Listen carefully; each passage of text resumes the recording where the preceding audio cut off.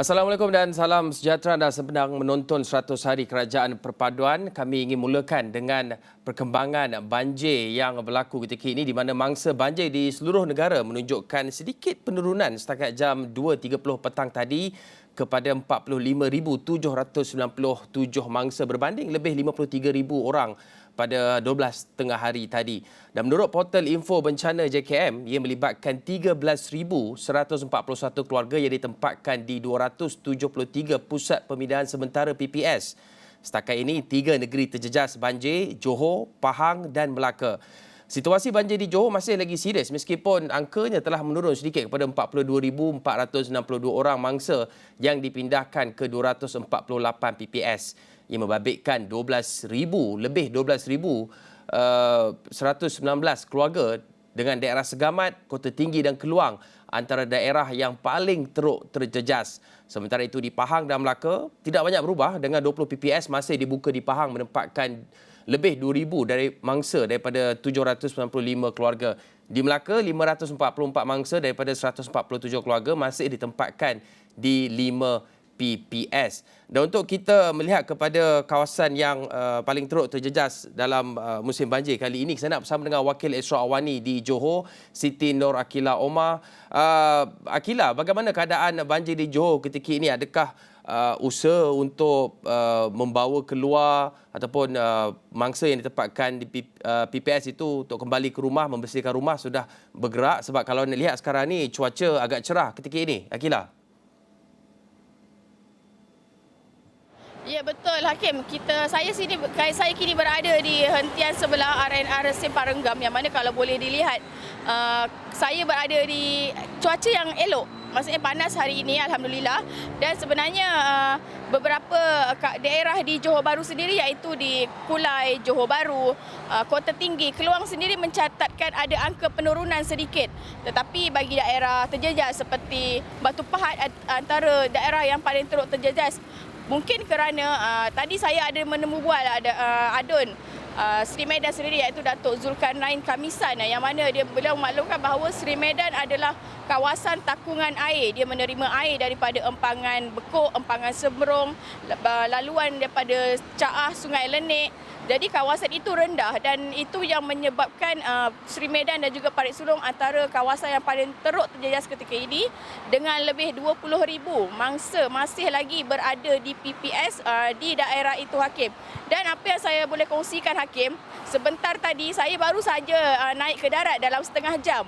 Saya menyerusuri bukan sungai tetapi kampung Parit Warijo yang mana di dalamnya terdapat lebih 20 kampung daripada pelbagai jenis nama kampung, Parit Jayu 1 hingga 9, Parit Masri dan banyak lagi kampung di dalamnya yang saya boleh gambarkan umpama sungai kerana paras air setinggi tembok.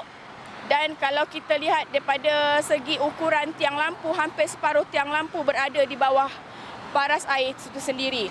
Tapi apa yang saya boleh katakan, ada lagi penduduk yang masih berdegil mahu menjaga kediaman mereka kerana mereka percaya bahawa air itu tidak naik. Tetapi kalau kita lihat sebenarnya berlaku kenaikan paras air itu sendiri Hakim, itu adalah satu pada saya sikap yang tidak bertanggungjawablah kerana ia menyukarkan pihak anggota penyelamat untuk menyelamatkan mereka untuk keluar. Dan semasa saya berada di atas bot tadi dengan bantuan Majlis Perbandaran Batu Pahat, saya dapat lihat masih lagi lori FRU, lori polis, ada bomber APM masih lagi mengeluarkan mangsa-mangsa banjir ini untuk menyelamatkan nyawa mereka Hakim.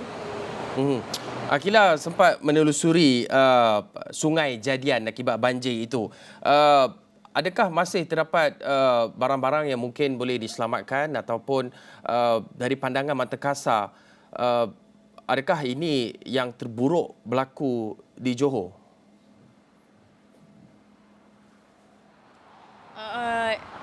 Pandangan mata saya, pertama kali saya nampak je kereta memang dah tenggelam atas bumbung, nampak bumbung kereta je. Ada usaha-usaha untuk penduduk sebenarnya menyelamatkan harta mereka. Ada yang gantung motor dekat atas tepi rumah untuk menaikkan enjin motor tu ke atas. Tetapi bila mereka menggantungkan motor, air tu berada betul-betul di atas tayar pertama motor tu. Jadi memang kebanyakannya harta benda yang mereka cuba selamatkan, kebanyakannya ditenggelami air. Saya kira kebanyakannya lah bukan sahaja rumah, tetapi ada dewan, ada pusat sukan, ada tadika kemas, ada surau, masjid, tokong, semua itu tenggelam. Hampir separuh kalau boleh lihat visual yang saya kongsikan. Dan apa yang saya boleh katakan, banjir kali ini bagi kawasan Batu Pahat sangat buruk, dan itu diakui oleh ADO Nasri Medan sendiri, Datuk Zulkarnain, kerana pada dia kawasan ini ialah macam saya tadi cerita, dia menerima air yang banyak daripada berbagai sudut, dan kesan dia saya kira kalau hendak surut tu mungkin ambil masa berbulan-bulan, kerana ia bukan sahaja banjir tetapi mungkin kemungkinan besar adalah banjir termenung, Hakim. Dan kadang banjir termenung itu pastinya mengambil masa mungkin berminggu untuk surut. Dan ini juga bermakna mereka yang tinggal di Pusat Penempatan Sementara PPS akan tinggal lebih lama di PPS. Bagaimana dengan soal kebajikan mangsa-mangsa, lebih 40,000 mangsa yang dipindahkan ke PPS ini, Akilah? Adakah isu berkaitan dengan kualiti makanan ataupun soal kelengkapan asas yang mencukupi itu tidak menjadi satu masalah, ataupun wujud kekurangan dari sudut keperluan barangan asas kepada mereka yang tinggal di PPS ini? Ya, Hakim, itu tidak dapat dinafikan. Perkara itu memang wujud. Ada masalah daripada segi makanan, ada masalah daripada segi peralatan, kelengkapan tidur dan sebagainya, itu memang ada.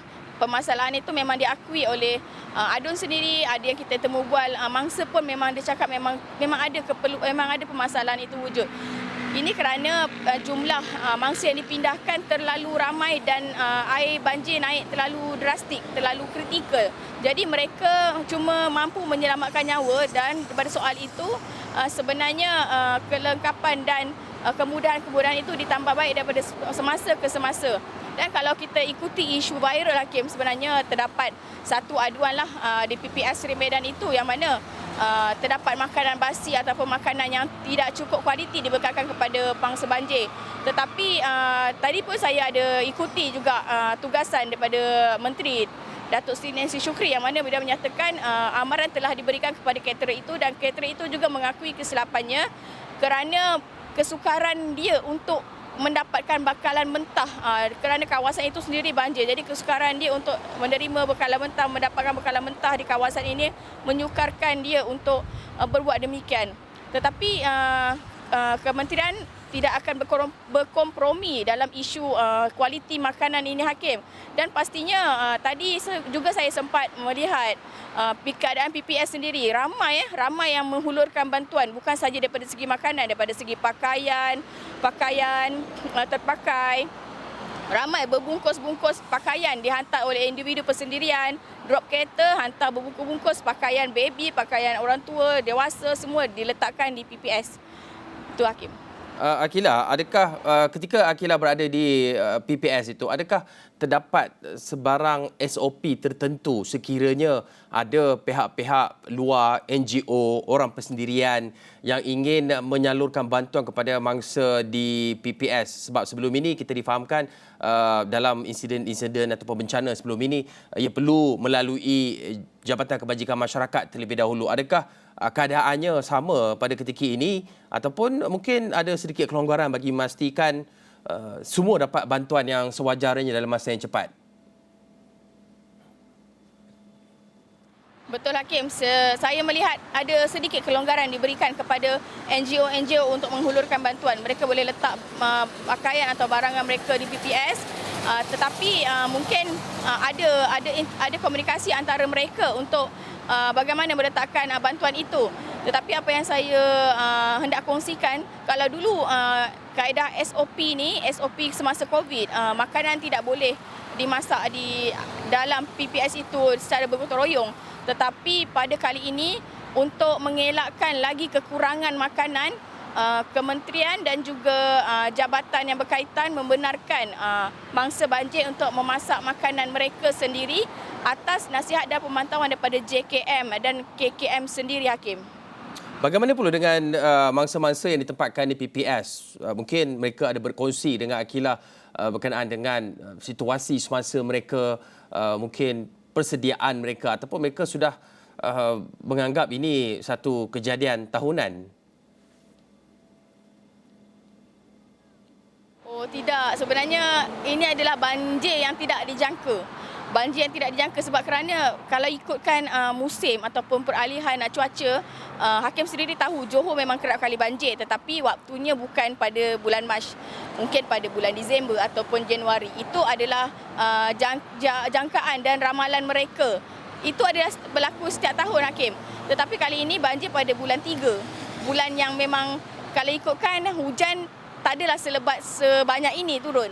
Itu jadi mereka sebenarnya tidak bersedia. Kalau sekiranya mereka tahu banjir akan datang, mereka pastinya akan bersiap-siap, berkemas. Mungkin mereka akan keluar lebih awal ataupun menyelamatkan barang-barang. Dan saya kira semasa saya di Kampung Parit Warijo tu sendiri, banyak sangat barang yang tenggelam. Motosikal, saya kira dekat lebih 50 motosikal ada tersadai kat situ. Ada yang jatuh kena air, ada yang memang stand tapi air tak naik sampai hingga ke handle motor.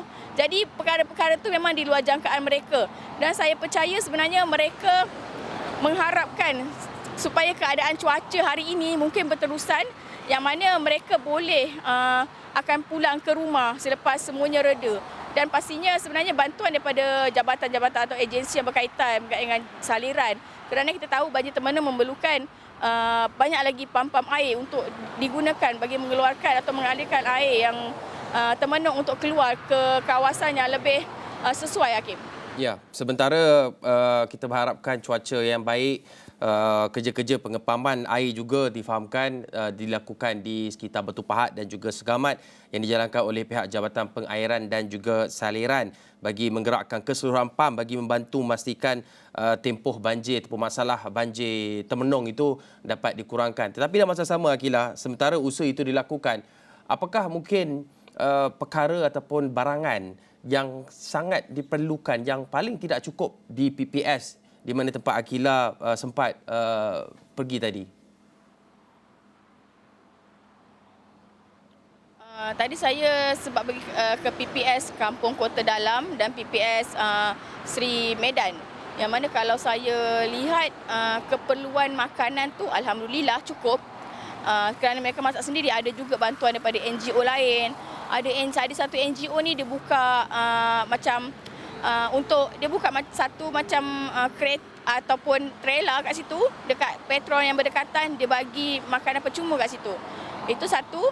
Ada satu lagi memang bantuan daripada mana-mana pihak boleh datang, dia diletakkan di PPS. Jadi saya rasa untuk makanan ni setakat ini tiada masalah selepas isu yang viral itu. Dan untuk keperluan lain saya kira mungkin barang-barangan seperti barangan kering ataupun barangan keperluan yang tahan lama lah. Contoh macam tilam ke, selimut ke. Mungkin ada di antara mereka yang ada dapat, tapi ada juga di antara mereka yang kekurangan daripada sudut itu. Mungkin itu boleh dibantu, Hakim.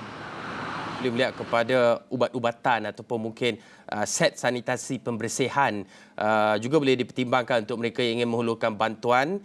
Terima kasih Siti Nur Akilah Omar, Wakil Esra Awani Johor, berita langsung di RNR Simpang Renggam berkongsi dengan perkembangan banjir terkini. Kita akan berhenti seketika, kembali selepas ini.